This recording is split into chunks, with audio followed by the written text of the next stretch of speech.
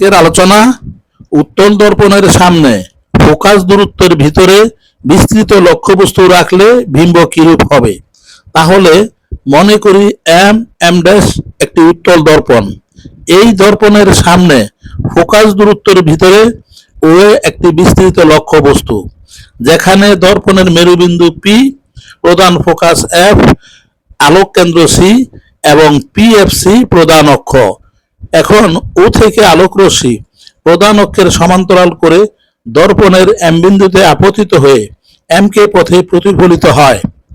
এই প্রতিফলিত রশ্মি প্রধান ফোকাস এফ থেকে আসছে বলে মনে হয়। আর ও বিন্দু থেকে অন্য একটি রশ্মি দর্পণের ডি বিন্দুতে লম্বভাবে আপতিত হয়ে একই পথে প্রতিফলিত হয়। তবে এই রশ্মিটি আলোক কেন্দ্র সি থেকে আসছে বলে মনে হয়।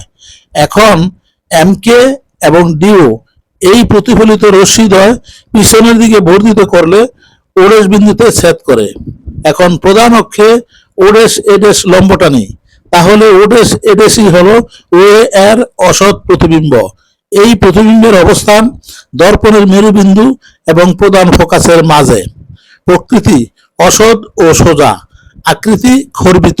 ধন্যবাদ সকলকে।